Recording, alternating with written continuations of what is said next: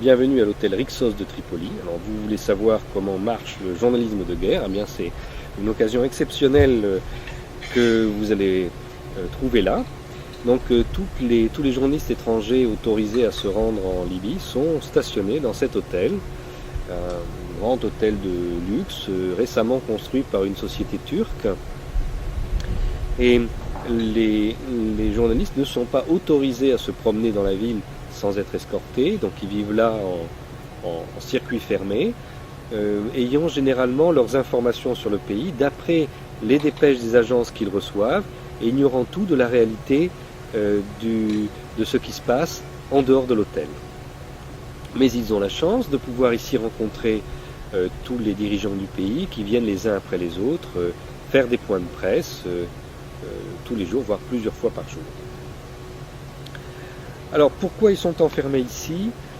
Eh bien parce que au début de la guerre, on les a laissés circuler avec des voitures individuelles, et puis on s'est rendu compte que certaines équipes de journalistes, sans qu'on sache qui à l'intérieur de ces équipes, certaines équipes de journalistes ont déposé des balises qui ont servi à des bombardements de l'OTAN. Donc on a pris à ce moment-là la décision de les enfermer dans cette cage dorée et d'organiser des voyages pour eux quand ils ont besoin de se rendre en groupe dans certaines localités pour constater les résultats des différentes batailles. Vous vous demandez probablement comment ça se fait que dans une période comme celle-ci, il y a tant de mensonges dans les médias. Comment se fait-il que des gens, journalistes professionnels, viennent vraiment de manière délibérée mentir devant la caméra au cours du conflit? Alors, pour comprendre ça, il faut se remettre dans le contexte. Bon, ici se déroule une guerre qui est absolument fondamentale pour l'avenir du continent noir dans le siècle suivant. Donc, toutes les puissances du monde veulent avoir des agents sur place. Et toutes les puissances qui sont engagées dans le conflit veulent trouver un moyen de justifier leur engagement auprès de leur opinion publique. Cela veut dire que par rapport au nombre de places disponibles dans cet hôtel, il n'y en a pas assez pour recevoir les agents de tous les services secrets qui voudraient être présents ici. Donc il y a une compétition entre eux pour pouvoir glisser leurs informateurs. Vous comprenez bien que dans ces conditions, il est irréaliste de penser que une équipe de télévision puisse venir ici sans être composée d'espions. C'est simplement irréaliste. Alors une équipe de télévision, c'est composé habituellement de 3 personnes. Donc vous avez celui qui a une belle gueule et qui parle à la télévision.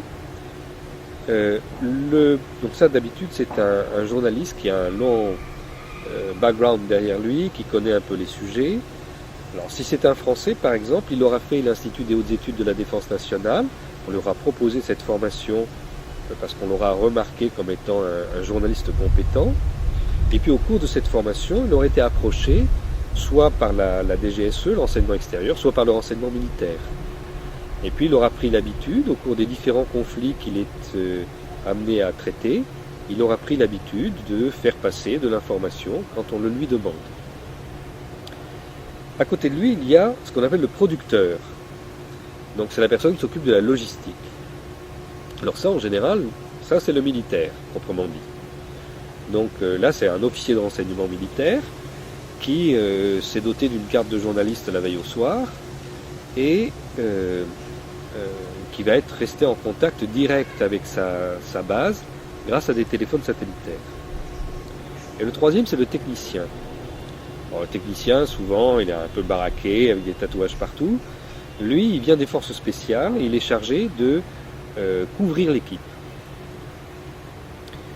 Donc quand ces gens-là vont être amenés à traiter l'information, ils ne la reçoivent pas tous de la même manière. D'une part, ils veulent du renseignement à transmettre à leur capitale.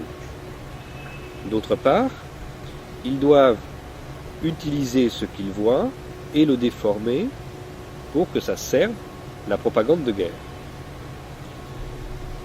Une surprise est de constater que si on regarde les journalistes venant des pays impliqués dans le conflit, on verra qu'ils se connaissent entre eux. D'ailleurs, ce sont les mêmes qui sont ici, qui étaient à Bagdad à l'hôtel Palestine, que l'on a vu en Afghanistan, que l'on a vu en Yougoslavie.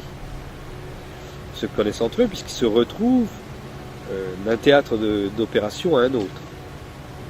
Et puis ils se connaissent entre eux parce que souvent, leurs services respectifs les ont mis en contact ou ont planifié des choses pour eux avant qu'ils ne se rendent ici. Donc dans ce travail, on les voit fabriquer l'information. Par exemple, avant-hier, il y a eu une ville qui a été attaquée par l'OTAN et il y a eu un massacre de civils, en fait un bombardement qui a été fait sur des maisons civiles. Alors comment est-ce que l'OTAN va justifier ça? Donc de deux manières. D'une part, on va détourner l'attention. Donc on a annoncé immédiatement que un des fils de Kadhafi avait été tué au cours d'un combat dans une autre région du pays. Donc tout le monde s'est mis à broder sur cette mort avant qu'elle ne soit démentie. Ça occupe l'attention et on ne parle pas de l'énorme bavure qu'on vient de faire à côté. Puis quand même, il faut aborder un peu cette bavure. Alors, ici, le service de presse propose à tous les journalistes de prendre l'autobus, les amène sur place pour regarder les maisons détruites. Et je vous donne l'exemple du journaliste d'une grande chaîne d'information continue dont le siège est à Atlanta. Et donc là, ce journaliste va présenter dans son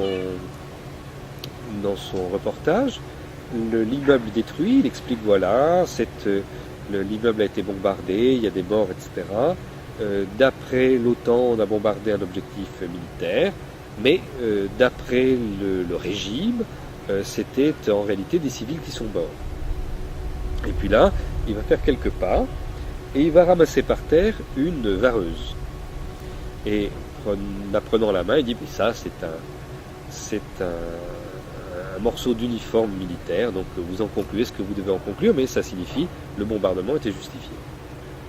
Donc ça c'est vraiment une fabrication d'événements.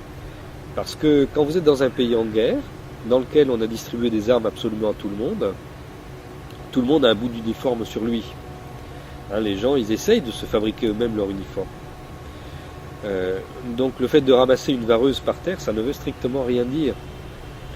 Ça n'est aucunement la preuve que l'immeuble était habité par des militaires. Et n'importe qui se trouve ici, qui se promène alentour, comprend ça instantanément. Ou encore, la même équipe de télévision, l'autre jour, était invitée à un iftar, c'est-à-dire un repas pour briser le jeûne du Ramadan. Donc, dans une grande tente, une organisation charitable distribuait des repas. Et puis, à l'intérieur de cette tente, donc c'était un peu chaud, c'était un peu étouffant, il y avait des vasques avec de l'encens, comme ça se fait en Orient, pour que ce soit plus agréable. Et la tente était décorée à l'endroit avec un grand portrait de Muammar Kadhafi. Alors les gens de CNN, toujours eux, ont pris cette vasque d'encens, ils l'ont placée devant le portrait du leader, et puis se sont installés pour faire des images donnant l'impression que un culte est célébré à la personnalité de Muammar Kadhafi. Donc après on va pouvoir faire un reportage en brodant sur le délire du culte de la personnalité et tout ça. Donc ce sont des choses qui sont faites très consciemment, très volontairement, dans un but de pure propagande. Que peuvent faire les autorités libyennes? En fait, c'est un piège tout ça, parce que on pourrait dire il faut mettre tous ces gens dehors puisqu'ils ne cessent de mentir, mais si on fait ça, ça ne résout pas les problèmes. Regardez ce qui se passe en Syrie. On a mis tout le monde dehors, alors ils se mettent à raconter que on tue des milliers de gens, etc., ce qui est complètement faux. Mais voilà, il n'y a pas de possibilité de contradiction. Ou on les accepte et on sait qu'ils mentent. Alors si on les accepte, eh bien, il faut les utiliser aussi. D'où par exemple le fait que au mois de mars, lorsque Kadhafi a reçu certains chefs de tribus qui ont fait allégeance. C'est très important, parce que ça représentait un basculement complet de l'opinion publique en Libye. Eh bien, il est rentré sans qu'on sache comment, fort discrètement, dans cet hôtel. On a installé un studio de télévision dans le sous-sol de l'hôtel, et c'est là qu'il a reçu les chefs de tribu, ceci passant en direct à la télévision, donc aussi sur les écrans que tout le monde a dans les chambres et dans les parties communes de l'hôtel. Notamment, vous voyez là derrière moi, il y a cette salle de thé là, en bois, très jolie, très agréable, où tout le monde était en train de regarder la télévision, et donc tout d'un coup il réalise que Kadhafi est dans l'hôtel. Donc vous imaginez un peu la panique dans ce petit monde. Et tout le monde veut rentrer dans le studio en bas, mais la sécurité les en empêche. Chacun utilise ses téléphones satellitaires pour informer l'OTAN de ce qui se passe, mais l'OTAN ne peut pas bombarder, puisque précisément toute la meute des journalistes étrangers se trouve là. Lorsque l'entretien a été terminé, Mouammar Kadhafi est sorti dans le hall de l'hôtel pour les provoquer un peu. Il est revenu dans le studio, et là, il a disparu. Personne ne sait comment il est sorti de l'hôtel. Et pour vous dire comment ça s'est passé, le lendemain, on a retrouvé deux journalistes, dont un journaliste d'un des plus grands quotidiens américains, qui se trouvait pieds nus dans le sous-sol de l'hôtel, à marcher sans faire de bruit, avec dans les mains un système à ultrasons pour tester les murs, parce qu'il était à la recherche d'un éventuel souterrain qui aurait pu permettre à Kadhafi de sortir sans être vu de l'hôtel. Vous admettrez que le fait d'avoir ce genre d'engin dans les mains n'est pas exactement ce qui est nécessaire pour un journaliste de presse écrite. Donc ça c'est l'ambiance d'ici, et ceci parfois se fait avec une certaine tension, parce que il peut se faire que tel ou tel journaliste soit connu comme ayant des responsabilités importantes dans le service de renseignement pour lequel il travaille. Il peut se faire qu'il y ait des rivalités entre des services de renseignement, et tout ça parfois se crispe et pourrait dégénérer.